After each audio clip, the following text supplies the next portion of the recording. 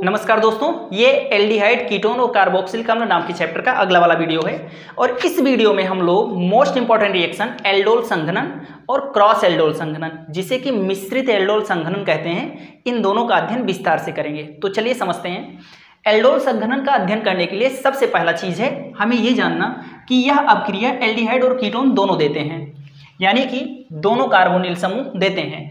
और इस अपक्रिया को समझने के लिए आपको पहले समझना पड़ेगा कि अल्फा हाइड्रोजन क्या कहते हैं, किसे कहते हैं।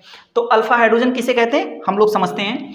देखिए, ये कोई भी क्रियात्मक समूह ले लीजिए। अब क्रियात्मक समूह में CHO ये एल्डिहाइड समूह है। अगर CHO किसी भी चीज में जुड़ा है तो उसे हम लोग एल्डिहाइड कहते हैं। अब CHO को चाहे ऐसे लें और चाहे इसकी संरचना को ले लें, ये भी CHO है। अब देखिए, इस एल्डिहाइड समूह से, किसी भी एल्डिहाइड समूह से, इस एल्डिहाइड समूह से जो कार्बन सबसे पहले जुड़ा होगा, डायरेक्ट जुड़ा होगा, सीधे सीधे जुड़ा होगा, इस कार्बन को हम लोग अल्फा कार्बन के नाम से जानते हैं। इसको हम लोग अल्फा कार्बन के नाम से जानते हैं। और अल्फा कार्बन से सीधे सीधे जो भी कार्बन जुड़ा होगा, उस कार्बन को हम लोग बीटा कार्बन के नाम से जानते हैं। अब देखिए, इस कार्बन को हम लोग अल्फा कार्बन कहते हैं। और अल्फा कार्बन से इस समय कितने बॉन्ड जुड़े हैं, तो केवल 2 बॉन्ड, एक यहां से एक यहां से। और बाकी 2 बॉन्ड, क्योंकि कार्बन से हमेशा 4 बॉन्ड होने चाहिए, तो इस कार्बन से 2 बॉन्ड तो दिख रहे हैं, बाकी 2 बॉन्ड, तो बाकी 2 बॉन्ड हाइड्रोजन द्वारा संतुलित हो रहे हैं। अब 2 हाइड्रोजन लिखा नहीं है, लेकिन फिर भी 2 हाइड्रोजन यहां पर लगे हुए हैं। इस कार्बन से केवल 1 बॉन्ड लगा है, तो यानी कि 3 बॉन्ड इसका भी हाइड्रोजन लगा हुआ होगा। अब देखिए, जो भी हाइड्रोजन अल्फा कार्बन से जुड़ा हुआ होता है उसे अल्फा हाइड्रोजन कहते हैं, और जो भी हाइड्रोजन बीटा कार्बन से जुड़ा होता है उसे बीटा हाइड्रोजन कहते हैं। इस बात को मैंने लिख दिया है। अब हम लोग डायरेक्ट एग्जांपल देखते हैं एल्डोल संघनन का। देखते हैं, सबसे पहला हम लोग लेते हैं CHO ग्रुप, यानी ये एल्डिहाइड द्वारा दर्शाया जाता है, तो हम लोग एल्डिहाइड समूह ले लेते हैं। अब ये देखिए, आपके सामने मैंने एल्डिहाइड समूह बना दिया। अब इस एल्डिहाइड समूह से चाहे 1 कार्बन का या 2 कार्बन का कोई भी समूह जोड़ सकते हैं, एल्किल समूह। तो मैं ले लेता हूं CH3 एसिड एल्डिहाइड। और समान अणु लेने हैं। एल्डोल संघनन कराते समय जो एल्डिहाइड का समूह लें, जो एल्डिहाइड का यौगिक लें, वही वाला दूसरा भी होना चाहिए। तो मैं सेम टू सेम ऐसा ही यहां भी लिख लेता हूं। आप लोग जानते हैं कि ये रिएक्शन होगा तनु यानी OH की उपस्थिति में। मैंने भाषा में लिख दिया यहाँ पर, तनु यानी OH की उपस्थिति में रिएक्शन करवाना है हमें। अब रिएक्शन कैसे करवाना है ये समझिए। तो रिएक्शन को करवाने के लिए बहुत सिंपल सा करना है। एक एल्डिहाइड ग्रुप का, एक यौगिक का हमें अल्फा हाइड्रोजन लेना है और एक का हमें क्रियात्मक समूह को पकड़ना है। तो चलिए देखते हैं। सबसे पहला चीज समझिए, CH3। देखिए, ये CHO ग्रुप है, एल्डिहाइड ग्रुप है। एल्डिहाइड ग्रुप से जो सीधे सीधे जुड़ा हुआ है वो कार्बन अल्फा कार्बन है, और अल्फा कार्बन से जो हाइड्रोजन जुड़ा है वो अल्फा हाइड्रोजन, यानी ये सारे के सारे हाइड्रोजन अल्फा हाइड्रोजन है। यहाँ पर 3 लिखा है, मैं इस 3 को अगर 2 लिख दूं और एक हाइड्रोजन को नीचे कर लूं तो किसी को कोई दिक्कत नहीं होगा। ये हाइड्रोजन हमारा अल्फा हाइड्रोजन है, ये दोनों भी अल्फा हाइड्रोजन है। तो हमें पहले यौगिक का अल्फा हाइड्रोजन पकड़ना है और दूसरे यौगिक का हमें क्रियात्मक समूह पकड़ना है। अब इस क्रियात्मक समूह में आप सबके सब जानते हैं कि ऑक्सीजन जो होता है वो विद्युत ऋणात्मक तत्व है। विद्युत ऋणात्मक होने का मतलब क्या हुआ कि वो इलेक्ट्रॉनों को अपने तरफ खींच कर रखता है, और इलेक्ट्रॉनों को अपने तरफ खींच कर जो रखेगा उस पर पार्शियल माइनस चार्ज होगा, हल्का सा माइनस चार्ज होगा, और इस पर पार्शियल प्लस चार्ज रहेगा। और सुनिए, यहां से अगर अल्फा हाइड्रोजन टूट कर निकले तो हाइड्रोजन निकलेगा तो प्लस बनकर निकलेगा, और अगर प्लस बनकर निकलेगा तो ये जाएगा माइनस के पास, और अगर ये प्लस बनकर निकलेगा तो ये माइनस बनेगा, और माइनस बनेगा तो ये जाएगा प्लस के पास में, यहां पर जाएगा। अब देखिए, इसको करवाना कैसे, रिएक्शन को कैसे करवाना है। तो आप जिसमें से हम लोग एल्डिहाइड समूह लिए, जिसमें से क्रियात्मक समूह लिए, उसको फॉलो करके, उसको पकड़कर हम लोग संरचना बनाते हैं कि रिएक्शन कैसे होगा। तो चलिए देखते हैं। हम ले क्रियात्मक समूह इसमें से लिए कि इसमें से लिया, तो इसको देखिए। देखिए, इस कार्बन को मैं यहां पर लिख दे रहा हूं, और इस कार्बन से CH3 जुड़ा है, तो इस कार्बन से मैं CH3 जोड़ दे रहा हूं, और इस कार्बन से इधर हाइड्रोजन जुड़ा है तो इस हाइड्रोजन को मैं नीचे कर दे रहा हूं, और इस कार्बन से ऊपर ऑक्सीजन है तो ऊपर ऑक्सीजन जोड़ दे रहा हूं। अब ऑक्सीजन का 2 बॉन्ड, अब सिंगल बॉन्ड बचेगा, और देखिए मैंने इस कार्बन को यहाँ पर लिखा, इस CH3 को यहाँ लिखा, और हाइड्रोजन जो इधर था उसको मैंने नीचे कर दिया, और बाकी ऑक्सीजन ऊपर है ही। अब इस कार्बन से देखिए कौन आकर जुड़ेगा, ये देखिए ये CH2 आकर जुड़ेगा। इस कार्बन से कौन जुड़ेगा, ये वाला CH2 आकर जुड़ेगा। तो यहाँ पर इस वाले CH2 को लिख दीजिए। देखिए इस कार्बन से आकर ये वाला CH2 जुड़ गया, तो ये वाला CH2 लिखिए। अब इस CH2 से ये वाला C जुड़ा है, तो ये वाला कार्बन जोड़ दीजिए। इस कार्बन से ऊपर डबल बॉन्ड वो जुड़ा है, डबल बॉन्ड वो, और इधर H जुड़ा है, H जोड़ दीजिए। और देखिए अब ये हाइड्रोजन टूट कर जाएगा, यहाँ पर जुड़ जाएगा H, और ये हमारा एल्डोल बनकर तैयार हो गया। एक बार मैं इस चीज़ को यहाँ पर फिर से बनाकर दिखाता हूँ। देखिए आपको दो समान एल्डिहाइड लेना है, दो समान एल्डिहाइड, फिर से नोट कर लीजिए दिमाग में, दो समान एल्डिहाइड लेना है, दो समान एल्डिहाइड। अब पहला एल्डिहाइड का हमें क्या लेना है, अल्फा हाइड्रोजन, और दूसरे एल्डिहाइड समूह का हमें क्या लेना है, क्रियात्मक समूह। अब कैसे रिएक्शन करवाना है, देखिए जिसका आपने क्रियात्मक समूह देख लिया है उसके कार्बन को पहले लिखिए। उसके कार्बन से कौन जुड़ा है, इधर CH3 जुड़ा है, इधर CH3 जोड़ दीजिए। उधर H जुड़ा है, तो उस H को मैं नीचे कर दे रहा हूं, और डबल बॉन्ड वो है तो सिंगल बॉन्ड वो कर दीजिए। अब इस कार्बन से कौन जुड़ेगा, ये वाला CH2, ये वाला CH2 जोड़ दिए। इस CH2 से ये वाला कार्बन जुड़ा है, तो ये वाला कार्बन जोड़ दिए। कार्बन से ऊपर डबल बॉन्ड वो है, डबल बॉन्ड वो, इधर H है, H, और देखिए ये H प्लस जाकर इस वो माइनस से जुड़ जाएगा, और यहाँ पर OH बनाएगा, और यहाँ पर एल्डोल बनकर कंप्लीट हो गया। इस तरह से हम लोग कर लेंगे। अब चलिए इसकी क्रियाविधि हम लोग एक एक करके समझते हैं। सबसे पहले स्टेप में क्या होगा, जब हम लोग इस एल्डिहाइड के बहुत सारे अणुओं को एक पात्र में डाल देंगे और उसमें तनु यानी OH को डालेंगे, तो सबसे पहला काम क्या होगा, जो पहला वाला अणु है, जो पहला वाला अणु है, ये सबसे पहले इस यानी OH से संयोग करेगा। किस तरह से करेगा, देखिए आप लोग, देखिए सबसे पहले एल्डिहाइड के अणु को मैं यहाँ लिख दे रहा हूँ। देखिए CH2, यहाँ पर नीचे क्या है, अल्फा हाइड्रोजन, और इससे क्या जुड़ा हुआ है, CHO, मैं साथ साथ लिख ले रहा हूँ CHO। इससे सबसे पहले रिएक्शन कौन करेगा आकर, यानी ये OH करेगा। रिएक्शन किस तरह से होगा, तो बहुत सिंपल सा रिएक्शन होगा। यहाँ पर ये बॉन्ड टूटेगा, ये बॉन्ड टूटेगा, और जब ये बॉन्ड टूटेगा तो H पर क्या आएगा, H पर आएगा प्लस चार्ज, और इस पर क्या आएगा, इस पर आएगा माइनस चार्ज। अब यहाँ से देखिए, यहाँ से जब ये बॉन्ड टूटेगा तो OH पर आएगा माइनस, और Na पर क्या आएगा, प्लस। फिर क्या होगा, ये माइनस वाला इस H प्लस को लेकर निकल जाएगा।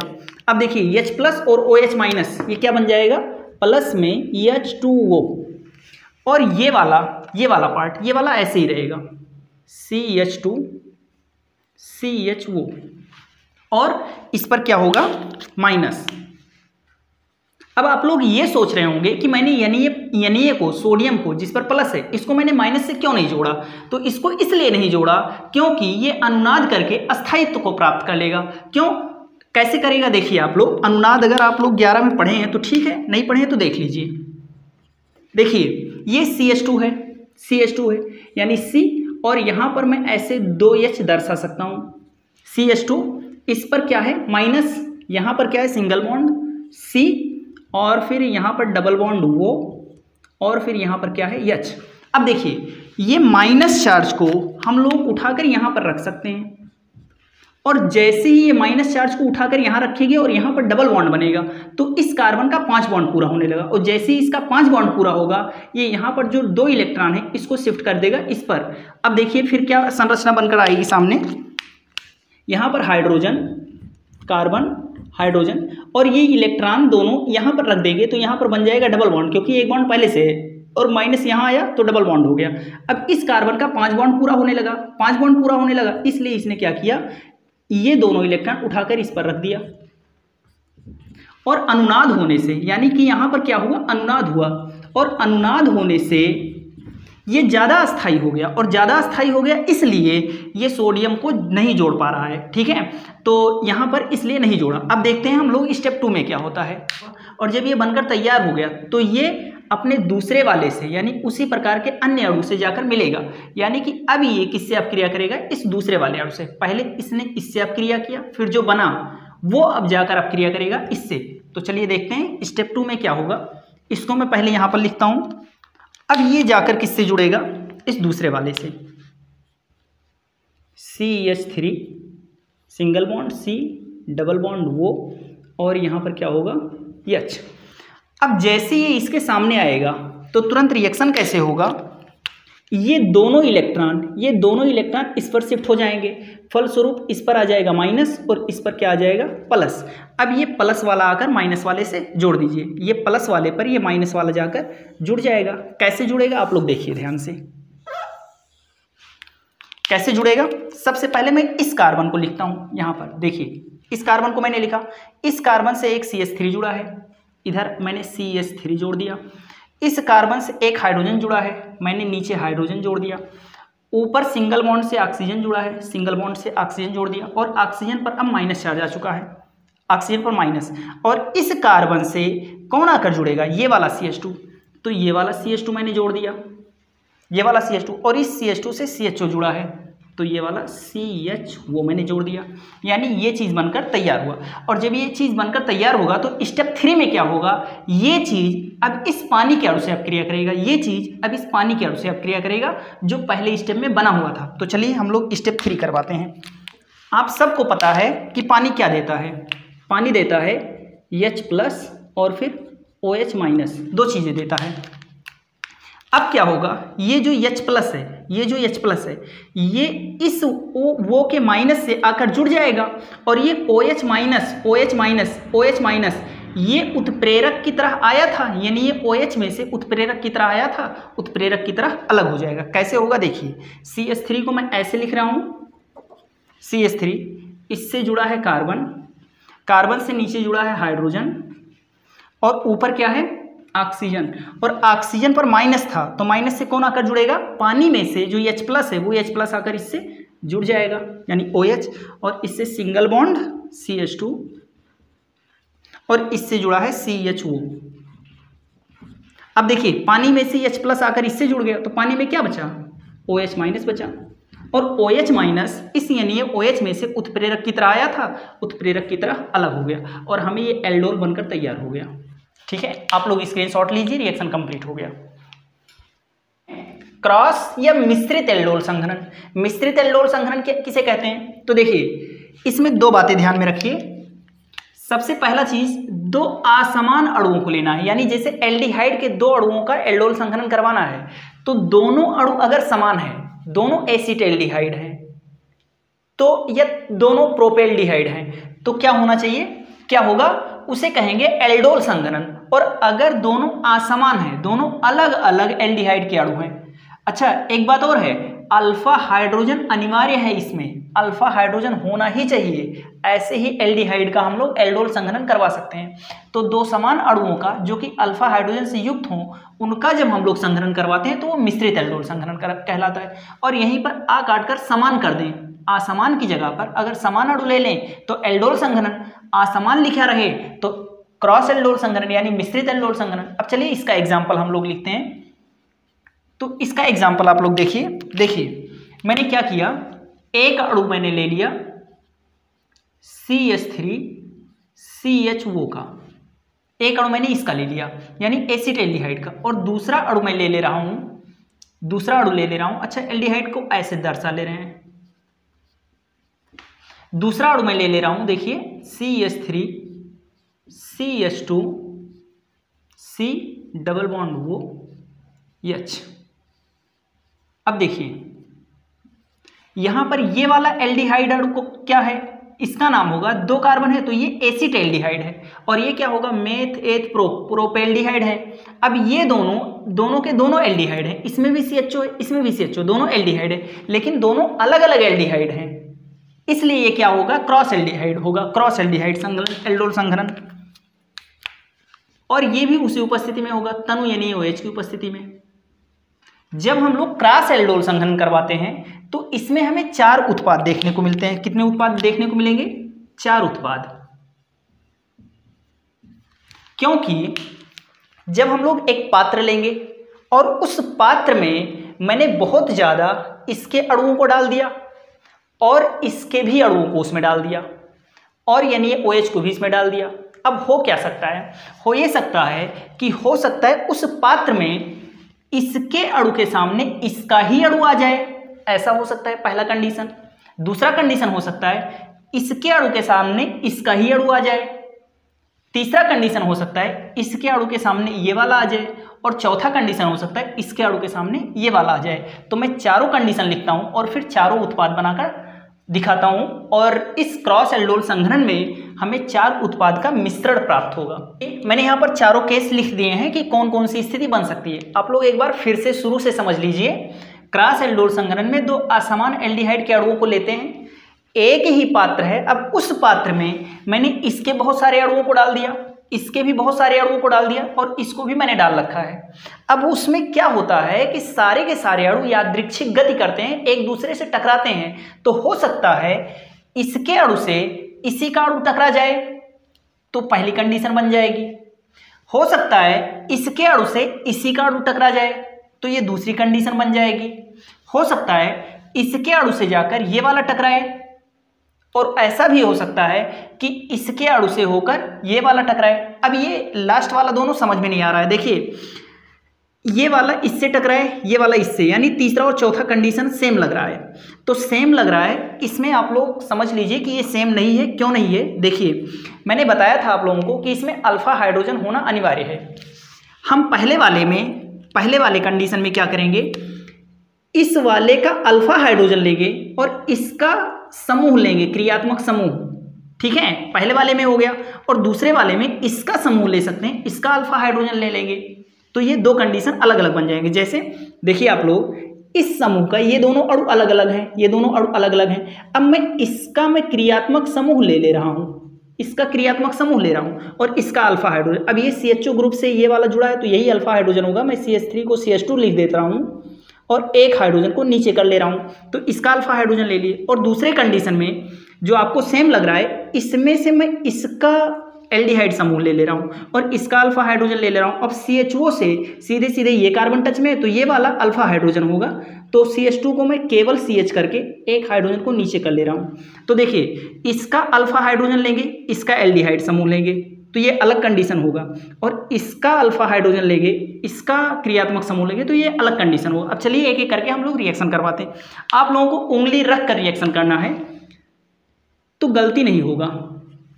चलिए देखते हैं। CH3 है, इसे पहले CH2 बनाते हैं और इसका अल्फा हाइड्रोजन नीचे करते हैं। अब होता क्या है, मैंने इससे पहले वाले में भी समझा रखा है कि यहाँ पर जो ये हाइड्रोजन है, ये हाइड्रोजन अटैक करेगा इसके ऑक्सीजन पर, और ये हाइड्रोजन जाएगा तो प्लस बन के जाएगा, यानी ये जाकर अटैक करेगा इस पर। अब रिएक्शन कैसे होगा आप सबके सब जानते हैं। सबसे पहले जिसका एल्डिहाइड समूह लिए हैं उसी को देखकर हम लोग बनाना शुरू करते हैं। तो ये वाला C यहाँ पर हुआ, इस कार्बन से इधर CH3 जुड़ा है, तो इधर मैंने CH3 जोड़ दिया। इस कार्बन से हाइड्रोजन जुड़ा है, तो नीचे हाइड्रोजन जोड़ दिए। ऊपर ऑक्सीजन है, तो ऊपर सिंगल बॉन्ड करके ऑक्सीजन को जोड़िए। और इस कार्बन से कौन जुड़ेगा, ये वाला कार्बन। इस कार्बन से कौन जुड़ेगा, ये वाला कार्बन। अब ये वाला कार्बन मैंने यहाँ बना रखा है, इससे कौन जुड़ेगा, ये वाला, तो इससे CH2 मैंने जोड़ दिया। CH2 से क्या जुड़ा है, ये वाला कार्बन जुड़ा है।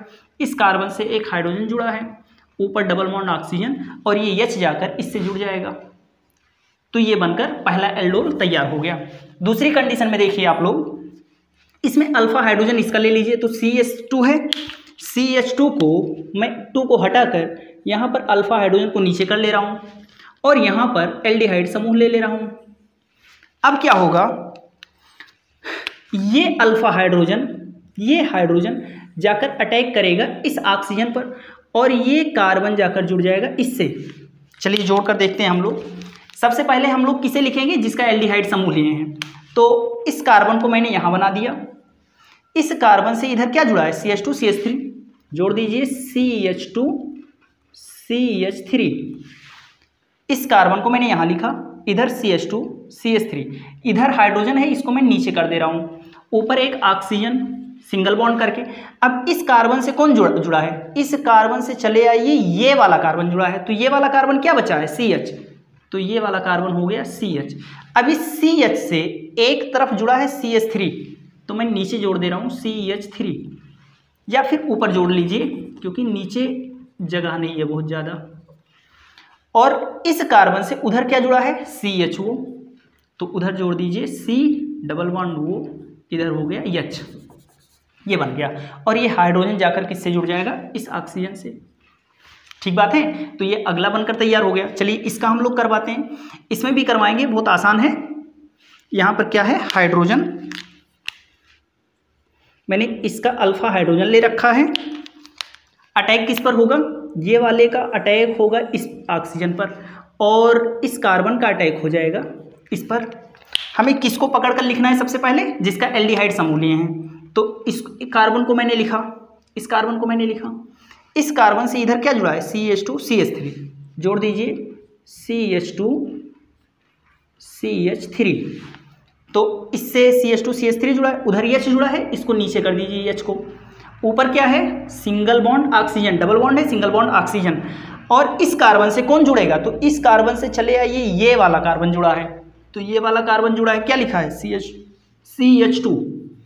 इस CH2 से क्या जुड़ा है, CHO, और इस ऑक्सीजन से ये जाकर हाइड्रोजन जुड़ जाएगा। ये बनकर तैयार हो गया। चलिए इसका जोड़ते हैं हम लोग। सबसे पहले हम किसको लेते हैं, जिसका हमने हाइड्रोजन ले रखा है। देखिए ये हाइड्रोजन जाएगा, ये देखिए CHO ग्रुप से जो कार्बन जुड़ा है, ये अल्फा कार्बन है, अल्फा कार्बन का हाइड्रोजन अल्फा हाइड्रोजन है, ये जाकर जुड़ गया इस ऑक्सीजन से, और ये कार्बन आकर जुड़ गया इस कार्बन से। चलिए जोड़ते हैं हम लोग। किसको लेंगे, इसको पकड़ेंगे कि इसको, जिसका एल्डिहाइड समूल्य है, तो इसका एल्डिहाइड समूल्य है, इसको पकड़ते हैं हम लोग। देखिए इस कार्बन को मैंने यहां बना दिया, इस कार्बन से CH3 जुड़ा है, और इस कार्बन से उधर हाइड्रोजन जुड़ा है। इस कार्बन के ऊपर ऑक्सीजन है, सिंगल बॉन्ड करके लिखेंगे।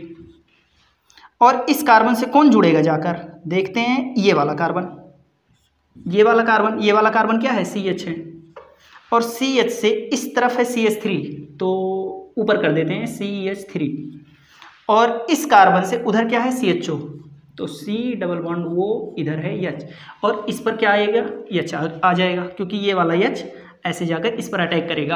अब देखिए जब हम लोग इसका और इसका रिएक्शन करवाएंगे तो यहाँ पर 4 उत्पाद बनेंगे, और 4 उत्पाद वो कौन से होंगे, तो यही चारों होंगे। यहाँ पर यही चारों का मिश्रण प्राप्त होगा हमें। यानी जब क्रॉस एल्डोल संघनन करवाते हैं तो 2 अलग अलग अणुओं को लेकर करवाते हैं, और उसमें हमें 4 उत्पाद का मिश्रण प्राप्त होता है, 4 एल्डोल का मिश्रण प्राप्त होता है। आप लोग स्क्रीनशॉट लीजिए।